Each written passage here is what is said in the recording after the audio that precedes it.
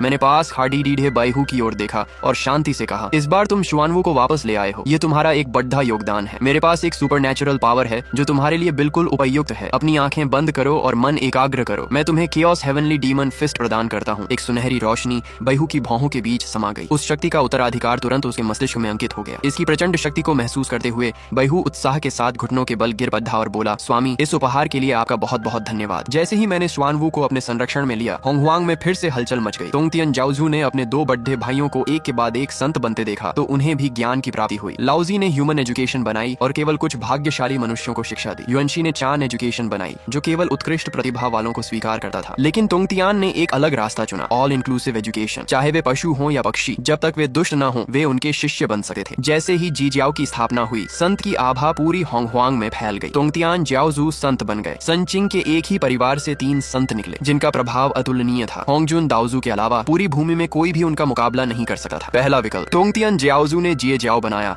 और संत बन गए। क्या होस्ट उन्हें बधाई देने के लिए एबिस से बाहर जाएगा? विकल्प 1, तोंगतियान को बधाई दें, इनाम में थंडरबोल्ट वुड का एक टुकड़ा मिलेगा। विकल्प 2, मिशन को अस्वीकार करें, इनाम में इन्नेट 5 एलिमेंट सोर्स की एक किरण मिलेगी। मैंने बिना किसी झिझक के दूसरा विकल्प चुना, इन्नेट 5 एलिमेंट सोर्स। सृष्टि की शुरुआत में पैदा हुआ एक दुर्लभ खजाना है। जैसे ही मैंने इस स्रोत को आत्मसात किया, मेरे शरीर के भीतर की जादुई शक्ति बढ़ गई। मेरी साधना क्वाजी सेंट के तीसरे स्तर से सीधे चौथे स्तर पर पहुंच गई। सफलता के उसी क्षण मुझे एबिस से एक अजीब सी हलचल महसूस हुई। अपनी दिव्य दृष्टि से देखने पर मैंने देखा कि एक नवजात चिलिन अपनी मासूम आंखों से चारों ओर देख रहा था। यह छोटा जीव कोयले जैसा काला और दिखने में विचित्र था। इसका सिर बैल जैसा, पूंछ शेर जैसी और पैर चिलिन जैसे थे। यह चिलिन कबीले की ही एक प्रजाति थी, लेकिन इसकी ब्लड लाइन अत्यंत शुद्ध थी। यह डी तिंग था, एक ऐसा जीव जो ब्रह्मांड की सभी आवाजों और लोगों के मन की बात सुन सकता है। शक्तिशाली होने पर यह हजारों मील दूर की बातें और यहाँ तक कि भूत और भविष्य भी सुन सकता था। दूसरा विकल्प, क्या होस्ट इसे अपना शिष्य बनाकर विशेष प्रशिक्षण देगा? विकल्प 1, डी तिंग को शिष्य बनाए, इनाम में केओस 5 एलिमेंट्स शील्ड तकनीक मिलेगी। विकल्प 2, मिशन को अस्वीकार करें, इनाम में असुरा ब्लेड मिलेगा। मेरे मन में अपार हर्ष हुआ। डी तिंग, जो भविष्य में नेदरवर्ल्ड की रक्षा करने वाला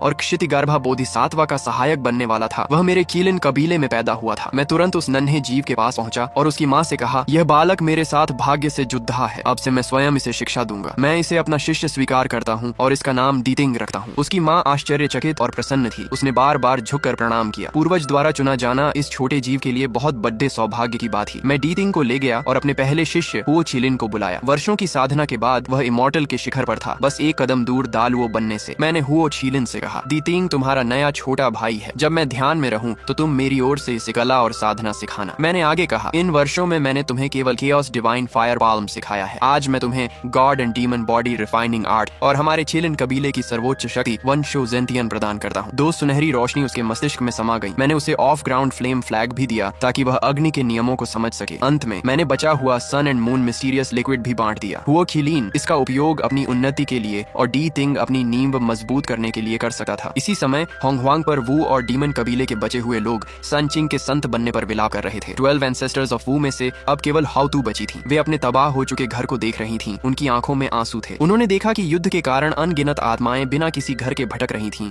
जिससे दुनिया का संतुलन बिगड़ाच रहा था। एंसेस्टर मिंगे इन आत्माओं को इकट्ठा कर अपनी असुरा सेना बना रहा था। हाउतू का मन अशांत था। तभी उन्हें एहसास हुआ, क्या मृत जीव वास्तव में दोबारा जन्म नहीं ले सकते? यह स्वर्ग के नियमों में एक कमी है। यही उनके संत बनने का अवसर था। उन्होंने स्वर्ग को संबोधित करते हुए शपथ ली, मैं हाउतू आज अपने शरीर का त्याग कर 6 पाथ्स ऑफ रीइंकार्नेशन की स्थापना करती हूँ। Heaven, human, asura, animal, hungry ghost, hell, इन 6 मार्गों के माध्यम से मृत आत्माएं पुनर्जन्म ले सकेंगी। जैसे ही उनके शब्द गूंजे, उनका शरीर 6 पाथ्स में बदलने लगा। यह स्वर्ग के नियमों को पूरा करने वाली एक महान घटना थी। आकाश से अपार मेरिट बरसा और हाउतू नुआ के बाद दूसरी मेरिट सेंट बन गई। हालांकि उन्हें अब हमेशा के लिए चक्रों के भीतर ही रहना था। एबिस में मुझे हाउतू के संत बनने का आभास हुआ। जैसा मैंने सोचा था वैसा ही हुआ। तीसरा विकल्प, पूर्वज हाउतू ने स्वयं को चक्रों में बदल लिया है। क्या होस्ट एबिस से बाहर निकलकर नेदरवर्ल्ड के निर्माण में सहायता करेगा? विकल्प 1, पुनर्जन्म के स्थान पर जाकर नेदरवर्ल्ड की स्थापना करें। इनाम में 18 लेवल्स ऑफ हेल नामक जादुई हथियार मिलेगा। मैंने बिना सोचे विकल्प 1 चुना। ये एक बद्धा अवसर था। मुझे पता था कि भविष्य में पश्चिम के 2 संत हाउतू के पास जाएंगे और नियंत्रण पाने की कोशिश करेंगे। लेकिन अब जब मैं इसमें हस्तक्षेप करूंगा तो पासा पूरी तरह पलट जाएगा। एबिस में मेरे पास डी तिंग भी है और अब 18 लेवल्स ऑफ हेल भी। यह मेरे लिए रीइंकार्नेशन के मामलों में हस्तक्षेप करने के लिए पर्याप्त है। जब सही समय आएगा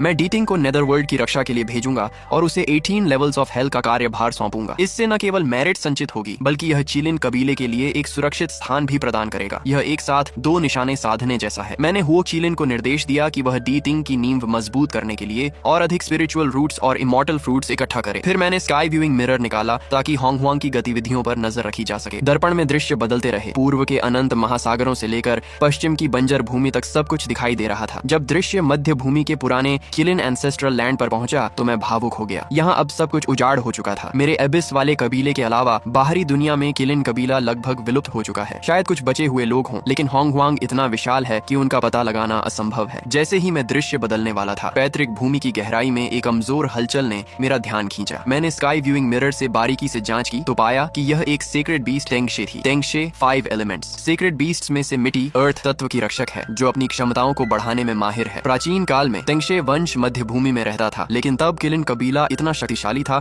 कि किसी ने उन पर ध्यान नहीं दिया। मैं हमेशा से 5 एलिमेंट्स सेक्रेड बीस्ट्स को इकट्ठा करना चाहता था ताकि इन्नेट 5 डायरेक्शंस फॉर्मेशन बनाई जा सके। अब मुझे एक और मिल गई है। चौथा विकल्प, सेक्रेड बीस्ट टेंगशे का पता चला है। क्या होस्ट उसे एबिस में शामिल होने के लिए आमंत्रित करेगा? विकल्प 1, टेंगशे को आमंत्रित करें, इनाम में 5 एलिमेंट्स डिवाइन फ्रूट मिलेगा। विकल्प 2, मिशन को अस्वीकार करें, इनाम में होतियन स्पिरिचुअल ट्रेजर कंगिंग बैटल एक्स मिलेगा। मैंने सीधे विकल्प 1 चुना। 5 एलिमेंट्स डिवाइन फ्रूट में 5 एलिमेंट्स ग्रेट डाओ लॉज समाहित हैं, जो मेरी उन्नति के लिए बहुत फायदेमंद है। मैंने फिर से बैहू को बुलाया। इस छोटे जीव ने पिछली बार श्वानवू को लाकर अच्छा काम किया था। बैहू किलिन एंसेस्ट्रल लैंड के नीचे एक सेक्रेड बीस्ट टेंगशे है। तुम जाओ और उसे आमंत्रित करो। पिछली बार की तरह यदि काम हो गया तो बद्धा इनाम मिलेगा। इनाम की बात सुनकर बैहू की आंखें चमक उठी। पिछली बार श्वानवू को लाने पर उसे केओस हेवनली डीमन फिस्ट मिला था, जिससे उसकी ताकत बहुत बढ़ गई थी। उसने तुरंत सिर हिलाकर हामी भर दी। जल्दी जाओ और जल्दी वापस आओ, मैंने चेतावनी दी। होंगहुआंग में अब बहुत बदलाव हो रहे हैं। किसी शक्तिशाली व्यक्ति से पंगा मत लेना, अन्यथा मैं भी तुम्हें समय पर नहीं बचा पाऊंगा। बैहू के जाने के बाद मैंने 5 एलिमेंट्स डिवाइन फ्रूट लिया और उसे रिफाइन करना शुरू किया। 5 एलिमेंट्स लॉज मेरे शरीर में प्रवाहित होने लगी और मेरी साधना एक कदम और आगे बढ़कर सीधे क्वाजी सेंट के 5वें स्तर पर पहुंच गई। 5 एलिमेंट्स ग्रेट डाओ पर मेरी पकड़ और भी मजबूत हो गई। जब मैं क्वाजी सेंट के शिखर पर पहुंचूंगा तब मैं अपने मार्ग दाओ को सिद्ध करने की तैयारी करूंगा। हालांकि मेरे पास 3 कॉर्प्सेस कटिंग मेथड है, लेकिन ये होंगजुन द्वारा दिया गया है। मुझे हमेशा लगता है कि इसमें कुछ गड़बड़ है। होंगजुन इतना चतुर है, वह ऐसी विधि क्यों देगा जो किसी को उससे आगे बढ़ने दे? जब तक बहुत जरूरी ना हो, मैं इस तकनीक का अभ्यास नहीं करूंगा। 5 एलिमेंट्स ग्रेट डाओ के माध्यम से सफल होना ही सबसे अच्छा विकल्प है। मेरे इस छोटे स्तर की सफलता से ठीक पहले शिवान ग्रेट माउंटेन्स की गहराई में